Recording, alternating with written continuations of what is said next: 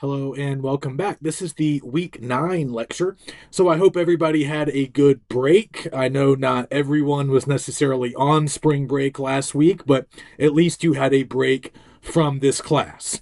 But now we're back and we are starting on the second half of the semester. So you guys probably know I think I've already mentioned there are 16 weeks in the semester. So we've now completed half of those. So that's a pretty big deal. And I wanted to talk a little bit about the work that we've just done. The literature review. Hopefully, you've submitted your draft by now, and I want to talk about what we're going to do next. So, we might hope and dream that we are finished with the lit review. You've submitted by now, so you're probably thinking that we are moving on, but I would like to take a little bit more time to make sure that we get this particular assignment right. So what I would actually like to do here in week 9 is spend a little bit more time on the lit review. And I would like us to return to the assignment and actually resubmit a new and more polished draft by the end of this week. So I'm basically extending the deadline for the assignment for one additional week. But now we all have a finished draft that we can work with. And I think this is very important. It's always easier to work with a finished draft compared to a theoretical draft, right? When I last spoke to you about the lit review, we were talking about things that might happen. We were talking about things that you should do, might do. I was hoping that you would do, but maybe not all of that actually became reality, right? When we're talking about a draft before we've actually written the draft, we are projecting, we are predicting. We're talking about things that we want to do, will try to do, might do, could do, but not all of that is a guarantee. So it's often easier once you have a finished draft in front of you to go back through it and to really be honest about what you've done and what you still need to do. And these are the kinds of things that we often have to do with extensive, important writing assignments. So it might be a little disappointing if we thought we were finished to have to return to the assignment, but I think it's going to be a good thing. It should be productive. And I just want to remind you guys again that summarizing and paraphrasing and doing quote sandwiches and synthesizing, all of this stuff that we've been practicing for the last several weeks, all of this stuff is hard, right? This stuff is difficult to do. So this paper is going to be pretty hard. This lit review, it's not going to come naturally, and it will take, in many cases, multiple drafts to really get it right. So I want to talk a little bit more about the writing process today. We discussed that a little bit back in the week 8 lecture, but I also just want to give you some very basic tips, things that you need to do with your draft now. Between now and the end of the week to make sure that you're ready to submit that final draft by the end of this week. So I've been going through the Research Journal 6. I've also looked at a few drafts of lit reviews, and just based on what I've seen so far, I really do believe that we need a bit more practice when it comes to summarizing, paraphrasing especially, and also quote sandwiches. So I just wanted to remind you guys of a few things that we've talked about before, but I wanted to review this material here in week 9 so we can make sure that we're doing all of this correctly in our lit reviews. So let's just go back to these basic concepts that we've been discussing, starting in week 6. Summarizing, right? Then we talked about paraphrasing. We also talked about quoting. And then most recently, I was talking about synthesizing, bringing multiple sources together and talking about them at the same time. That's a big part of what we are doing in the lit review. So let's just make sure that we are 100% clear on what all of these concepts are and how we do them. So remember, summarizing is the big overarching concept that we've really been working with the longest. And I would say it's the most familiar concept. We all have a pretty good idea of what it means to summarize. But just remember, we can summarize an entire source, right? We can tackle an entire source, an entire article, or an entire book chapter, an entire article on a website, whatever our source might be. We can summarize an entire source. In fact, that's kind of what we're supposed to do normally when we're summarizing. Because when we summarize, we are condensing the original text. That means we are shortening it. We are only talking about the most important ideas, the most important statements from the original source text. So when we summarize, we're typically taking a large amount of text, maybe a 10-page article, and we are shrinking it down into a much more manageable size. So we're leaving stuff out. We're only including the most important stuff, and we're also not adding anything in. We're not including new content. We're also not including any personal opinions, viewpoints, feelings of our own. I think we pretty much know that, but just remember the key with summarizing is you are condensing. You're taking something big and you are making it shorter. Significantly shorter. The rule of thumb we discussed with summaries is that usually your summary should be about 10% of the original length of the source. So you can just do that math anytime you're sitting down to summarize a single source. But of course, on the Lit Review, we are summarizing multiple sources. And always when we summarize, we are putting those summaries in our own words. We know that. But let's make sure we're making a distinction between summarizing and paraphrasing, because they are different. And I'm not always 100% clear when reading some of our research journals. I'm not always clear if we're summarizing or if we're paraphrasing. Sometimes it can be a little hard to tell. So just remember, when we paraphrase, some of what we're doing is very similar to summarizing, but it is a different endeavor. It's a different task. And a lot of the difference has to do with length and what exactly we're tackling when it comes to our sources. So like I said, we can summarize an entire source, and that's often what we do. But we are never going to paraphrase an entire source.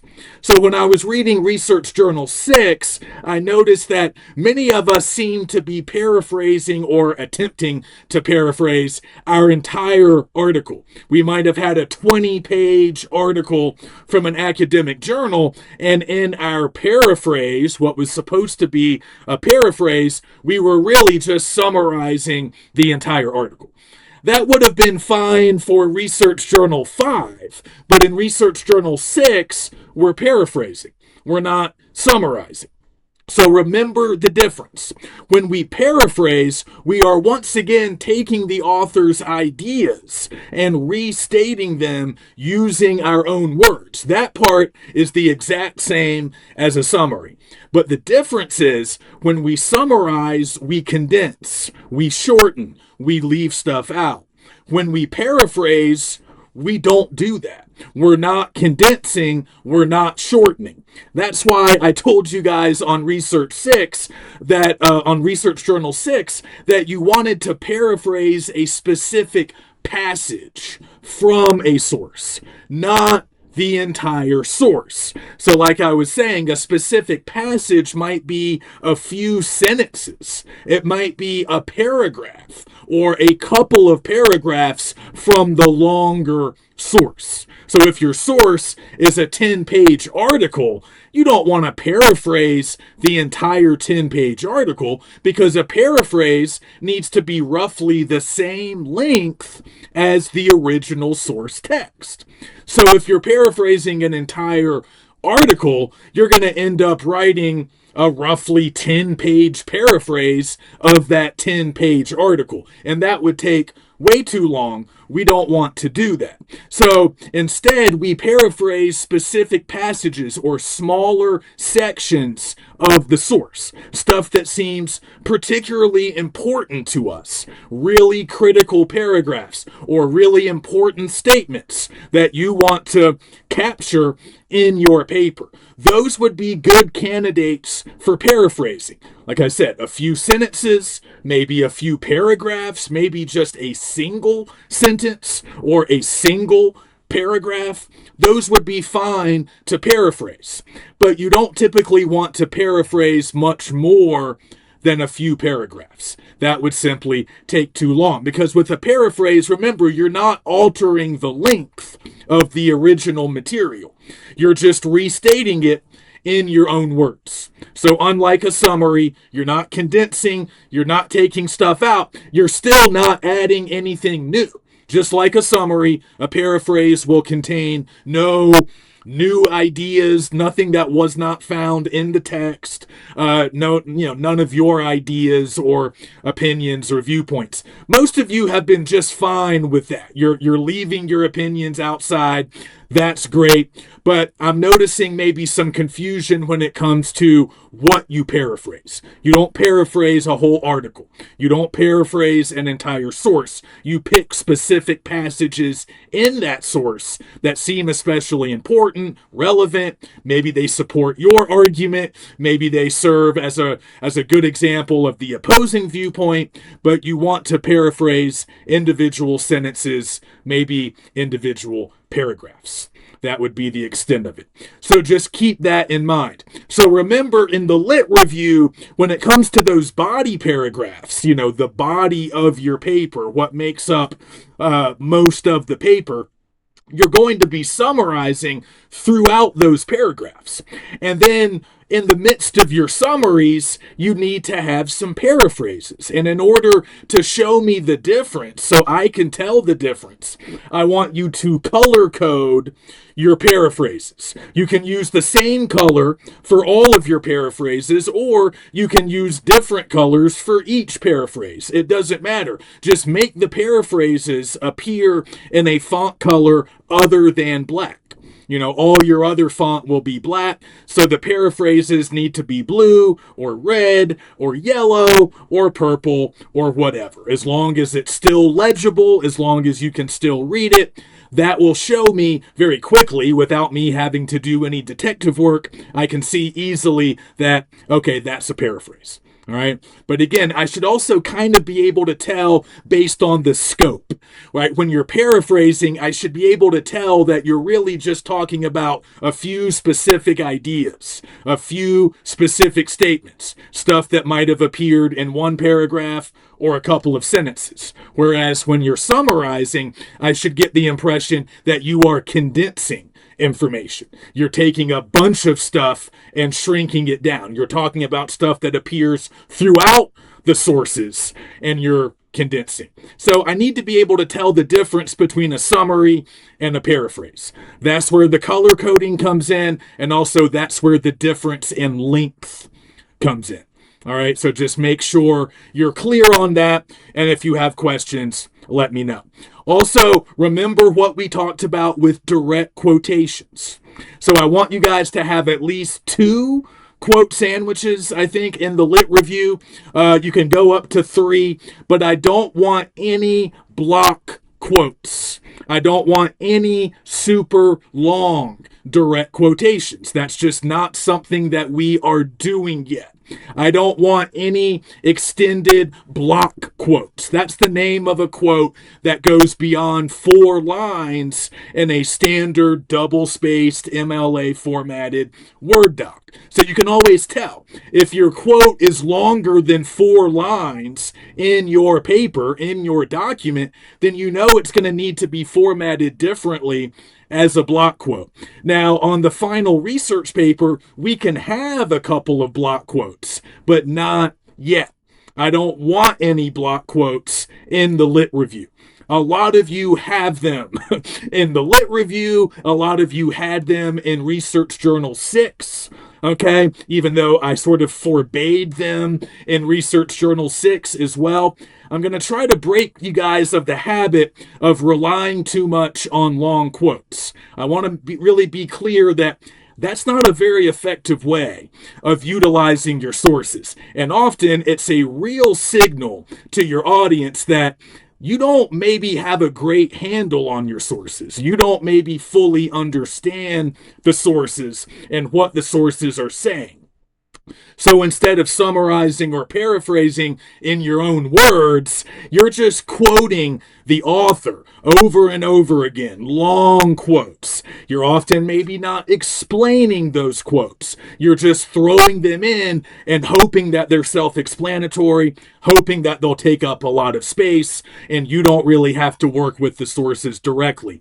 And that's usually a red flag. When I see block quote after block quote and very little explanation, very little, paraphrasing and summarizing in your own words, that's usually a sign that you maybe haven't spent enough time with your sources. You are not comfortable enough with your sources. Because if you're really comfortable with them, if you really understand them, you should be able to talk about them largely in your own words. You shouldn't have to rely on really long quotes. But remember, we do like to quote in certain situations. So when you find really powerful, important statements, sentences that are just really well stated, you don't feel like you could improve upon that statement using your own words. In moments like that, quoting can be fine. Quoting can be very productive. If you don't think you could say it any better,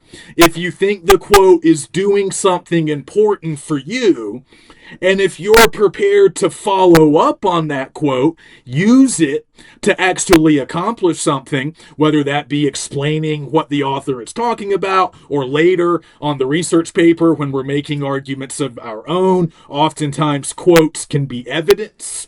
We can use quotes to support what we're saying, but just make sure you're making good choices when it comes to quoting. Don't quote just so you don't have to write yourself. All right? Quote because you can't improve upon that particular statement, or it's really doing important work. It's powerful, it's moving, it's memorable. Also, in some cases, it might be hard to find synonyms for certain words, like if you're dealing with highly technical language, if you're dealing with medical jargon, if you're dealing with highly specialized vocabulary that's coming directly from the author, and it's going to be kind of hard to put that in your own words, that could be a situation where you want to quote.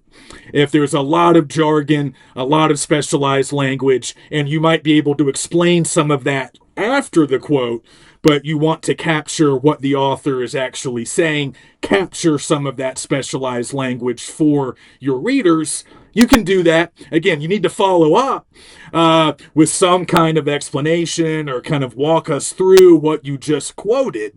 But that's okay. That would be another time you can do it if we are dealing with technical jargon. And also, if you want to quote your opponents. Now, we're not really doing that yet, but that can be a good reason to quote. If you're trying to capture an opposing viewpoint, what the other side has to say, sometimes it can be effective to go ahead and quote them and then respond to them. Many of us will do that on the research paper, but we're not making our own arguments yet. So it's not really time to use quotes in that way. For right now, we're better off summarizing and paraphrasing. That's why I'm really trying to limit how much quoting we do in the lit review. All right, because right now I really want to see that you guys are comfortable with your own sources. So that means I really want to see your own language. I want to see you explaining these ideas in your own words. So that brings us to my second big tip, which is just that. Make sure you're using your own language. Just from grading Research Journal 6, I'm noticing that we're not always doing this enough when we're paraphrasing. Okay, I've noticed that a lot of our paraphrases sound an awful lot like the author of our source. So again, if we're quoting, that's one thing. But when we commit to paraphrasing or summarizing, we're also committing to using our own language. And I know it's hard sometimes to change enough.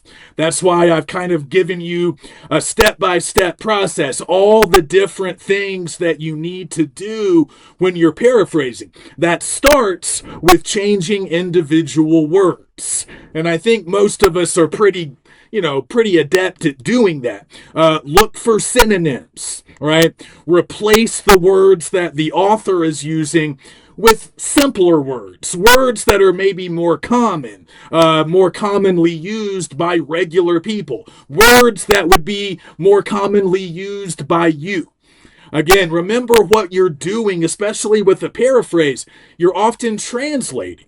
You're taking difficult concepts in difficult language because, as you've seen, a lot of your sources will be written in difficult language. You're taking all of that stuff and you're translating it for your readers. You're making the ideas easier to understand. And a big way to do that is to make the language easier to understand. So that means that the author is using a lot of big words, a lot of words that you wouldn't use in conversation. You need to replace those words. All right. If they're not words that are really common or even familiar to you, you need to find synonyms. Simpler words that mean the same thing that you can use in place of the author's words. So that's always where we start, replacing individual words. But that's not all we do. Remember, the next step is to change the sentence structure. All right, you want to change the actual sound of the sentences. And some of us are still not doing this enough. We might replace a couple of words, but then we leave everything else the same. If we're not changing the structure, then that sentence is still going to sound like the author. It's not going to sound like us, even if we've changed maybe 2 or 3 words. Because it's not just that the authors of our sources have a different vocabulary than we do. I mean, obviously they do. But that's just part of it, right? They also use a more complex syntax. Syntax just means sentence structure. So that's another thing you're going to notice when you read news articles, when you read stuff from academic journals, right? It's not just that the words are different, the structure of the sentences are different than the structure of the sentences you would write. Right? The way words and phrases are arranged, right? That's really what we're talking about when we talk about structure, right? A lot of sentences have a lot of moving parts. Think about that. When you're writing or just when you're reading, take almost any sentence from a source and you'll notice that a lot of them are rather complex. Not all, but a lot of them have multiple phrases or multiple clauses within them. Some might be independent clauses. Some might be dependent clauses. You might have an introductory phrase at the beginning of a sentence, right? So a lot of sentences that we're going to encounter in our sources are going to be rather complex. They're going to have multiple phrases, multiple clauses, multiple commas in that sentence, maybe a semicolon in that sentence, maybe a colon followed by a list. Lots of moving parts, and sometimes we're just replicating that structure. The same kind of introductory phrase, the same kind of independent clause after that, the same kind of punctuation, and then maybe a few different words. But it still doesn't sound like us, right? It sounds like the scientist that wrote that article that you're summarizing or paraphrasing, right? It's not you. So again, like I've said before, you need to write new sentences. Okay, when you're summarizing and paraphrasing, don't just, replace a few words and figure, all right, I'm good to go. Go ahead and write new sentences of your own. Those sentences will express the same ideas that the sentences in the source express, but they're going to sound different. They're going to sound like you. So not only will the vocabulary be different, but the structure of the sentences will be different. They might be a little bit shorter, but as we saw with paraphrasing, sometimes when we paraphrase, we actually end up with longer sentences. Sometimes our source text might have a short sentence that actually is pretty straightforward, but it's hard to understand. It's especially hard to understand for our audience who has not read the source. They don't really know what the author of the source is talking about. So if you remember our paraphrase exercise back in week 7, when we were going through that sample paraphrase that I posted in Canvas, we noticed that sometimes what the student had to do was add a little bit more explanation when paraphrasing a sentence from the source, because those sentences weren't really going to make sense to the audience, right? The student's audience, because they haven't read the source. So that stuff might not really be in the proper context, right? They haven't read enough to really know what the author is talking about. The author might be referencing things that the student, you, are familiar with because you've read the whole source. But your audience, including me, we have not. Right? So sometimes you take a simple sentence from your source and you have to elaborate on it. You have to add a little bit more of an explanation. What he means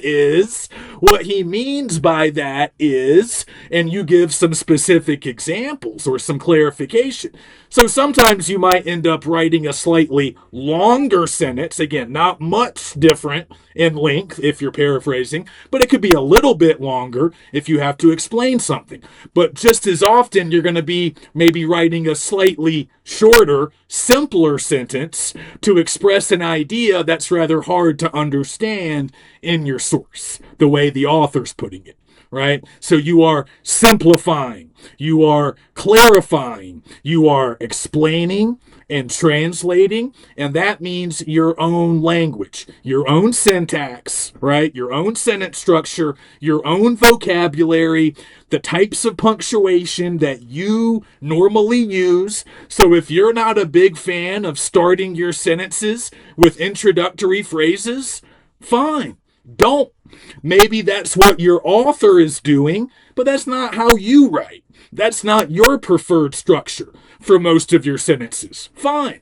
Write a sentence the way you would normally write it. Capture what the author is saying using your own structure, your own vocab, your own voice. I'm seeing that in some of these assignments and some of these research journals, but in many others, I'm not seeing it enough. I'm still seeing a lot of really weird sounding phrases. I'm still seeing a lot of vocab and structure that sounds like doctors and scientists and professors or journalists. It doesn't sound like us. Okay? So I want us to keep working on that. Again, it's hard. I get it. It's hard. It's not a natural skill. It's a learned skill. It's developed over time. But let me just reiterate that if our emphasis is using our own language, then obviously we're not using AI. Okay, when it comes to summarizing and paraphrasing, we don't want AI because AI doesn't sound like us. AI might not use the same vocab or the same sentence structure that we do. So using AI isn't really any better than just using the exact same language from our source. We might think the language we get from AI is a little bit simpler and easier to understand, and it probably is, but it's still not yours. Right? So that poses two problems. It's a problem just in the sense that you're not really paraphrasing or summarizing the right way because you're still not using your own language, but it's also a problem for Turnitin, our plagiarism detection software that we use at GBC. If you're using AI to summarize an article, Turnitin's going to flag that as plagiarized. It's going to flag that as coming from AI. So I can't accept it based on the policies I follow in this class. So I get the temptation, right? I understand. I've been there. Of course, when I was a student, we didn't have AI. But certainly, if we did, we would have been very tempted to use it. You have a 20-page article. It's hard to read. It's long. You're tired. You don't want to sit down and go through that entire article. So when it comes time to summarize it, you decide, I'm just going to punch it in to, Chat GBT, whatever. I'm going to get a summary done for me. I might change a few words, cut and paste. I'm done. That's tempting. I get it, but it's not helpful. It's not going to help you. If you're not changing more of the language, Turnitin is going to flag you. I'm going to have to fail that particular assignment. So you're not getting anything out of it. You're not going to get a good grade. And more importantly, you're not learning how to summarize and paraphrase yourselves. Okay? I know there are tools out there that can do this, but the best comparison I can make is a calculator, right? You can do any math equation, any mathematical function can really be carried out on modern calculators. Yet, you still have to learn how to do long division, how to do other math stuff, even though there are machines that could conceivably do it for you. All right. It's now the same with writing. It's the same. Yes, you can get AI to do all of this for you, but we're trying to teach you how to do it yourself. Okay. And you probably know that most adults use a calculator for any math that they have to do. But when they were in high school and college, they had to do the math themselves. They had to master the concepts, and then later they can take shortcuts once they're finished with school. It's the same now in English class. We know that once you guys get out into the world, you'll probably get a lot of your writing done by AI. That's largely acceptable in a lot of workplaces, but it's not acceptable yet in English class. And that especially that's especially true when it comes to summarizing and paraphrasing, because the whole point of doing these kinds of things is to use our own language. So obviously using AI prevents us from accomplishing one of our big goals. So go back to Research Journal 6. If you had an issue with AI, I am telling you so. All right. If you have questions about it, feel free to reach out. If there's ever an AI thing going on, I always attach the Turnitin AI report to my comments in Canvas. So you can always open those up and take a look, and you can see exactly what text has been flagged. And you can try to figure out what happened. Oftentimes, we already know. But I'm happy to talk about it if you have questions, if you think you've been wrongfully accused, we can always talk it out. But generally, if you look at the report, you see what stuff is getting flagged, what's getting highlighted, you can usually see what went wrong. And if you're writing your own sentences, you're not going to have an issue with Turnitin. You just won't. If you're writing your own sentences using your own structure, your own vocab, in your own voice, nothing's going to get flagged. Now, direct quotes will get flagged, but that's fine. I should be able to tell right away that you're quoting. And if I see that you're quoting and Turnitin highlights that quote as being somebody else's language, well, that's fine. You're quoting. You're putting that direct quote in quotation marks, and you have your in-text citation so I can see who originally said it. No problem. The problem is when text is getting highlighted as being identical to the source and you're not quoting it. Like I've said before, we often get caught between quoting and paraphrasing. We're not quite quoting, but we're not fully paraphrasing either because we're not changing enough of the language. So it's getting flagged as either identical to the source or highly, highly similar, like 90% similar. That's not good enough. You have to make more changes. Do more to make the language yours. So the ideas aren't yours, but the language is always yours when you're summarizing and paraphrasing. So, again, if you ever have questions, you can always ask me. And now that you have submitted your lit review, one of the things I would like you to do this week is go back to that submission from the 30th or whatever, whenever you turned it in. And I want you to access your turn it in report because it should be visible to you. It's not just something that I can see. You should be able to see it too. All right, it shows up as a percentage, and it's something that you can click on, and it will take you to the Turn It In report.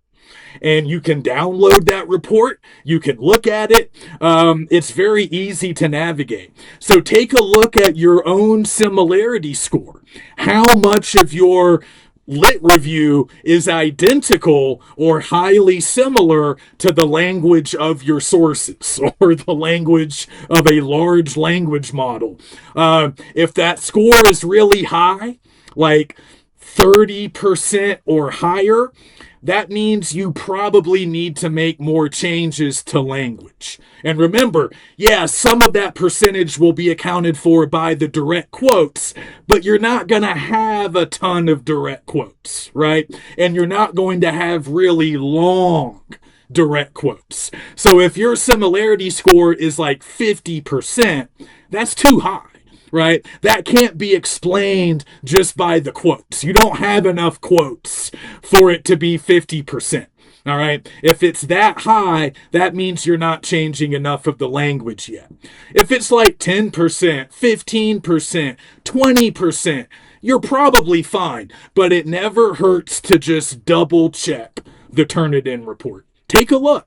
And if you're not quite sure what you're seeing, if you have questions about it, let me know, because we can both see it. So we can talk about what's there, and I can help you troubleshoot. Okay, and the final tip for revising our lit reviews will be to double check our citations. This is the first assignment that we've done this semester where citations are really, really important. All right, so I want you guys to make sure that you're addressing both levels of MLA citation. That means the in-text parenthetical citations that come in the body of the paper, and then, of course, the works cited page, which will be the final page of the paper. The works cited page never counts towards your length requirement, though. So when I tell you I want at least 3 pages, that means 3 pages of lit review, 3 pages of intro, bodies, and conclusion. And then the 4th page can be your works cited page. All right. But if the works cited page is page 3 of your document, that means that you actually just wrote a 2-page lit review, and that's not enough. All right. But the works cited page will always be the final page. And it will look a lot like your bibliography, except you will not have annotations. You'll have those same kind of complete works cited citations, but no annotations going along with them. Okay, so just remember the difference. Works cited citations are longer. They have all the information that you have to include about the source. Author name, title, the name of the publication where that source was originally published, the name of the newspaper, the name of the magazine, the name of the academic journal or website, followed by a publication date. And depending on what type of publication it is, you might have a volume, you might have a number or an issue number, you might have page numbers. All of that stuff gets included in the works cited citation. But when it comes to the in-text parenthetical citations, those are shorter. Those go in the body of the paper. They're simpler. They go in parentheses. And if you have an author and page numbers, all you need for the in-text citation will be the last name of the author and a page number. If you don't have an author for that particular source, you can put the title of the source in the parentheses instead of the author name. You don't put a bunch of info in the in-text citation. It's just author name or title along with a page number if you have one. If there aren't page numbers, don't worry about it. Okay, so in-text citations are short and they're easy to write, but don't forget them. They are important. And I know it's going to be a little bit hard with the lit review because we're trying to follow all of our citation rules now. So in the Research Journal 6, I just told you guys, I think, well, I might have been a little bit unclear about how many citations I wanted. I might have really just stressed putting them after the quote sandwiches because the whole thing was just one big paraphrase. But now that we're summarizing and paraphrasing and quoting multiple sources, we have to be more diligent and we have to follow the real rule, which is you provide in-text citations whenever you quote, but also whenever you summarize and whenever you paraphrase. Now, on the research paper, we'll see the need for this. We have to distinguish between the info that's coming from our sources and the info that we are generating ourselves. And that's largely what citations allow us to do.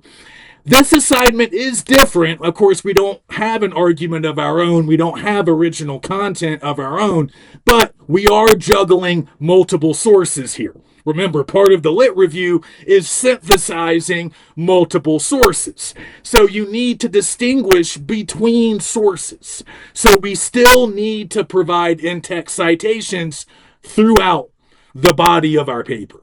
Right? So let me give you an example. If you're going to spend some time in one of your body paragraphs summarizing two of your sources, two sources that are similar and maybe make a lot of the same points, right? And you want to discuss them in one of your bodies. Let's say you're summarizing those two sources for, I don't know, 3 or 4 sentences in your paragraph, okay?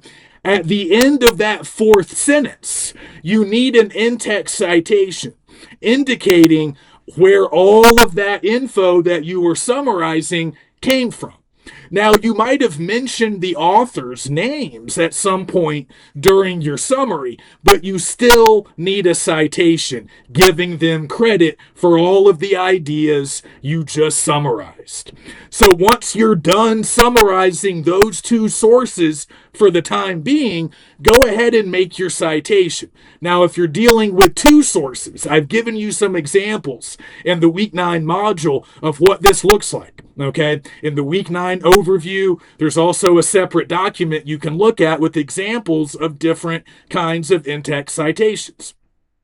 So if you want to provide one in-text citation to cover your summary of 2 different sources, there's an easy way to do that. You simply cite both of those sources inside the parentheses, separating them by a semicolon. So let's say your 2 sources and for that particular summary were me, Lackey, and another scholar named Jones. So if you want to cite both of us, it would just be Lackey 45, if that's the page number, semicolon, Jones 176, right? The info that you are summarizing came from my article on that page and Jones's article on that other page. And that's what your citation shows. All right, pretty simple. And we're going to have to do some citations like that if we are synthesizing. Okay, we can even do it for 3 sources if we're talking about 3 different sources at the same time in the same summary, or if we're paraphrasing them kind of all together, we can do one citation for all of those sources. Just separate the author's names by semicolons.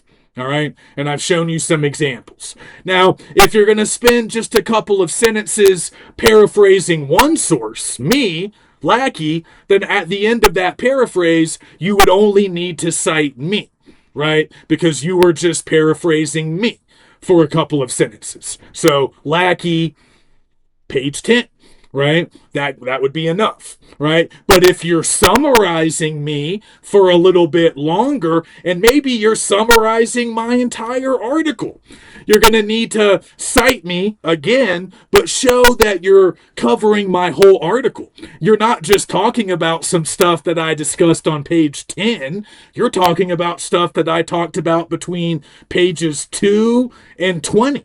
So you'll need to show the page range, Lackey 2 through 20.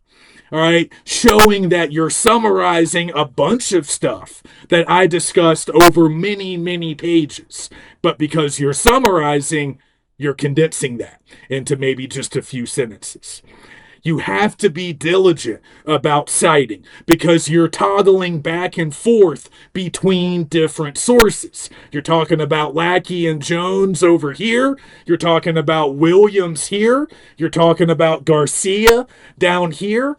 You have to cite all of us because you're summarizing two of us here, paraphrasing one here, quoting another one there.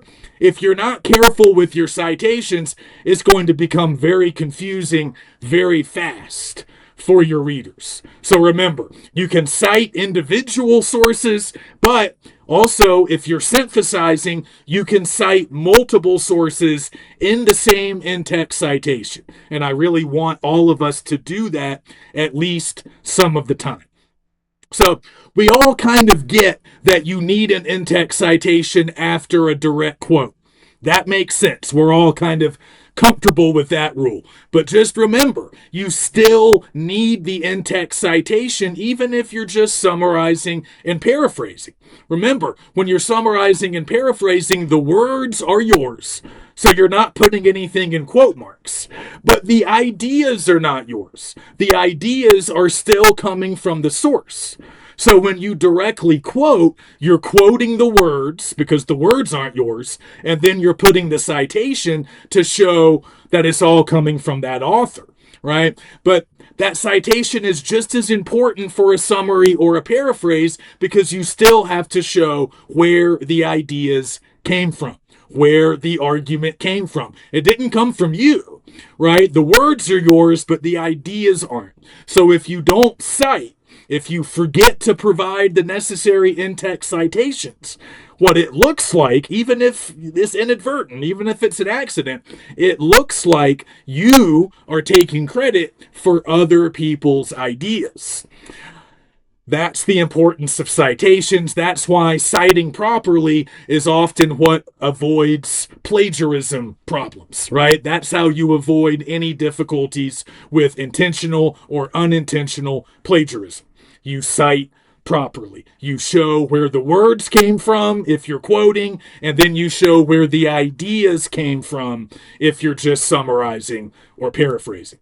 Okay? So you will have a lot of in-text citations in the lit review. There's just no helping that. We are working with multiple sources. We are summarizing, paraphrasing, and quoting. So we're going to have a lot of in-text citations. Just embrace it, be comfortable with it, and it's also part of the reason I'm giving you more time. Okay, so go back and make sure you have all the citations that you need. But you don't need to go overkill. So again, if you're summarizing me and Jones for 4 sentences, wait until you're done summarizing us and then provide one in-text citation to cover everything that you discussed in that summary. You don't need an in-text citation after every individual sentence of your 4-sentence summary. That's overkill, right? If you're just repeating the same citation 4 times after 4 straight sentences, that's unnecessary, right? You don't do that. That looks bad. That's too many citations, right? Use judgment. Use good judgment. If you're sticking with me and Jones for 4 sentences, wait until the end of that 4th sentence and provide the citation. But then if you're going to spend just one sentence paraphrasing Garcia, another source, then yeah, you're going to have your in-text citation right after that one sentence paraphrase. So it's clear, okay, I'm paraphrasing Garcia here, and now I'm moving on. I'm getting back to Jones in my next sentence. Okay, so it's really important for the reader that you pay attention to your citations, both in-text citations and the works cited page. So remember, you're working with at least 3 sources on the lit review and no more than 5. So on that works cited page, if you're working with 3, all 3 of those sources need to be on the works cited page, and there also needs to be in-text citations in the body of the paper for all 3. If you're working with 5, same thing. All 5 will be listed on the works cited page, and you'll have in-text citations for all 5 in the body of the paper. All right. Again, if you have questions about citations, email me.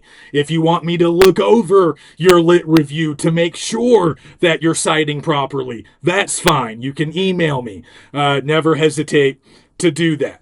And just a quick reminder also about synthesis. I meant to cover synthesis after I talked about quoting. Just remember, that's a big part of the lit review. We are bringing our sources together.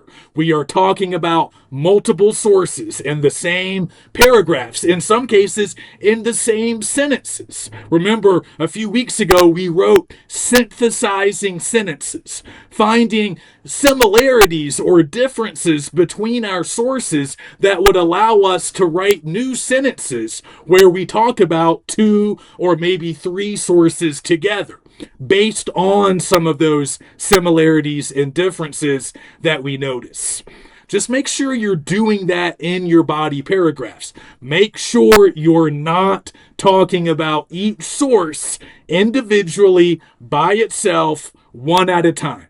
That's the opposite of what we want. And in fact, if I get a lit review that's like that, where each source has its own paragraph, and you're never synthesizing, you're never bringing them together and talking about some of them together, that's just not a lit review that's going to be successful. I might even bounce it back to you and say, please resubmit because I don't want to give you a bad grade. Okay, so if you're having trouble with synthesis, if you don't quite know how to bring your sources together, how to talk about them together, talk to me.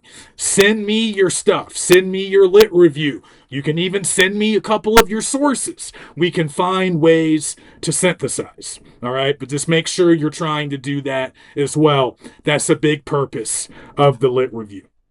All right, I want to finish up by just talking a little bit more about the writing process. So a couple of weeks ago, before spring break, I mentioned that with any paper, but obviously the lit review as an example, you always want to follow the steps of the writing process. Don't just try to churn this out in 1 hour, right? We want to break it down into steps. So I talked about some of those pre-writing steps that largely consisted of our critical reading strategies, going through these sources, making sure we've read them all, making sure that we've written brief summaries after underlining and taking notes, right? So we have a written record that we can work with once we're ready to start to, sit down and write. So if you haven't done the pre-writing yet, if you haven't gone through your sources to read them, take notes on them, summarize them, get comfortable with them,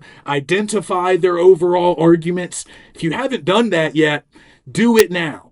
Take this additional week to do that because that's essential, right? You're creating the notes, the outline perhaps that you're going to need later when you sit down to actually draft. So drafting just means you're actually putting the paper together. That's really the next phase of the writing process. And we've already done some drafting. We've all written at least one completed draft of the lit review. That's great. So what I want you to do early this week is go back to your submission. Okay, go back to the draft of the lit review that you submitted at the end of last week. And I want you to go through, sort of create a checklist for yourself based on what I'm saying here and what you see in the week 9 overview in Canvas. Make sure you have everything that you need. Double check your summaries. Double check your paraphrases. Double check your direct quotes. Are you using quote sandwiches like the examples I've shown? Many of us were not on Research Journal 6. Make sure that we're introducing our quotes. Make sure that we're explaining our quotes or following up on them afterwards, right? Those are the two slices of bread. Top slice is the intro. The meat of the sandwich is the quote, followed by an in-text citation. Then we start a new sentence, which will be our bottom slice of bread. That's where you're explaining or following up on that quote. Make sure you're doing that. Make sure you have the necessary in-text citations. Make sure you're synthesizing. You can look for all of that. Also, make sure you're following the basic lit review structure that we talked about a couple of weeks ago. You're going to have an introduction, your first paragraph where you introduce all of your sources. Okay, it would be great to identify the authors. You might also mention titles. You introduce them in a sort of general way. What are they about? What topic did they address? And then you provide the thesis, which is not your thesis. It's a summary of their thesis statements. Okay, that might take you a couple of sentences, and that comes at the end of the intro paragraph. Then you have your body paragraphs. That's where most of the summarizing, paraphrasing, quoting, and synthesizing will take place. You're going to have at least 3, maybe more like 5 or 6 body paragraphs. So count them up. Do you have enough? Do you want to break some of them up, right? Do you want to make some long paragraphs a little bit shorter? Do you notice some very short paragraphs that you want to make a little bit longer and more detailed? And then finally, make sure you have a concluding paragraph where you sort of wrap everything up, but also this is the only place in the lit review where you really can express a little bit of your own personal feelings. You can talk about kind of what you've learned from these sources, from your research so far. And then you can look ahead and sort of predict what might come next with your research. Where do you want to go next? Do you have some more research questions that you want to find answers to? Do you want to sort of explore a few more specific directions? Do you want to make a change in some of the stuff that you're looking at? You can talk about that in your concluding paragraph. That's a way to kind of bring everything to a close. And then make sure you have a works cited page. That will be a separate page. All right. Don't try to cram it at the bottom of the last page of the paper. The works cited page always gets its own page. All right. So if you have exactly 3 pages, you've just met the length requirement, then the works cited page will start on the top of page 4. If you write 3.5 pages, your paper ends midway down page 4, go ahead and make the works cited page start at the top of page 5. Okay, that's how we do it. Make sure you're following standard MLA formatting as far as a title, 12 size font, Times New Roman. Make sure you have a heading in the proper place. Make sure you have page numbers, all that basic stuff. And again, if you have questions about any of that, let me know. But largely what we are doing this week is revision. That's post writing. So once we're done drafting, once we have a finished rough draft, the next step is to revise. And revising varies in length. It just means you're making general improvements to your paper. So that could be improvements on the sentence level. Maybe you need to change a lot of your individual sentences, change the language, make them your own. Okay, so you're maybe reworking or even rewriting some individual sentences. In other cases, you might do paragraph level revision. Like I was saying earlier, you might have some undercooked paragraphs that need more length, more detail, more specificity. You might have some other paragraphs that are overstuffed. They're too long. You're doing too much. There's good content, good summaries, good paraphrases, but there's too much, right? The paragraph's just too long. The rule of thumb is we don't want any paragraph that's significantly longer than one full page in a properly formatted Word doc. So if you have a paragraph that goes on for like a page and a half, break it up. Find a logical place to break that paragraph, and now you have two paragraphs. You don't really have to change the content. It's just easier on your readers when they don't have to read super long paragraphs. Okay? So take some time to revise. And then the final step of the writing process is editing. That just means you're looking for mistakes, and when you find them, you're eliminating them. This could mean typos, this could be missing citations, this could be grammatical errors, missing punctuation, whatever. It's just that final cleanup session before you submit the paper. So revising and editing comprise post-writing. That's everything that we do after we have the completed draft. So depending on the shape that your draft is in, it might not take you that long to revise and edit, or it might take you a few days. It just depends. Everybody is going to have their own individual experience. So go back and look at what you've already submitted. I'm not going to grade those, but I want you guys to look through them. Okay? And I want you to kind of go through the checklist that I've given you. And if everything looks pretty good, if you seem to have everything that you need, if you're following the proper organizational structure, you've met the length requirement, you feel like you're summarizing, paraphrasing, quoting, synthesizing pretty well, you have the citations that you need, then you might not have to revise a whole lot. You might be in good shape, but there's always something that can be improved. Nobody's perfect, and nobody's going to create a great draft on their first round of drafting. Not even professional writers can do that. All right? So your draft might be in pretty good shape, but don't get a big head about it. It's not perfect. You can always make some improvements, but the improvements might only take you a half hour, 45 minutes, and then you can do that final round of editing. And if you don't have a lot of mistakes, that might take 10 minutes, 20 minutes, and you're done. That's great. If it works out that way, that's spectacular. For some of us, it's going to take a lot longer to revise because we have a lot more improvements to make.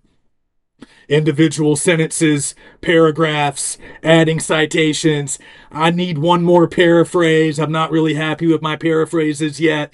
I need to work on my quote sandwiches. They sound a little rough. Whatever. Don't feel bad, right? If you have 2 or 3 days of revision work ahead of you, that's fine. You have the time to do that. There's no penalty. There's no guilty conscience necessary. Just put in the work and then find some time to edit before submitting. So if your current draft is in bad shape, you have a lot of work to do this week. If your current draft is in pretty good shape, this is a light week. But either way, I want everybody to spend at least some time revising, editing, going back through your work, check your similarity score on Turnitin, and just make sure you feel good about this lit review before the final submission. And as always, if you have questions, let me know. And if you want me to look at your draft, I'm not going to look at them in Canvas yet, but if you want some feedback, just email me. Attach your paper to the email. I'll look at it. We can talk. We can do a video conference, whatever you want. Okay, so good luck. This might seem a little tedious, but I actually really enjoy doing this. This is the process. I like to be a little bit more process oriented, and we don't often have time to do this. So I want us to take the time this week to spend more time on our papers. So really consider week 9 to be a revision workshop or an extended revision opportunity. And this is a good thing. I promise. It's always good to spend a little more time on our writing. So let's keep working. If you have questions, let me know. And if you have a really light week, if you're done revising and editing by like Tuesday or Wednesday, you might want to get a jump start on week 10. So I've gone ahead and published the week 10 module. You don't have to even look at it until we actually get to week 10. If you're busy with the lit review all week, that's fine. Just focus on the lit review. But if you're done with the lit review pretty early and you're like, well, I'm bored, I want to do something else, you can get started on our week 10 work. That's fine. Totally up to you. So good luck and reach out if you need anything, and I'll see you next week.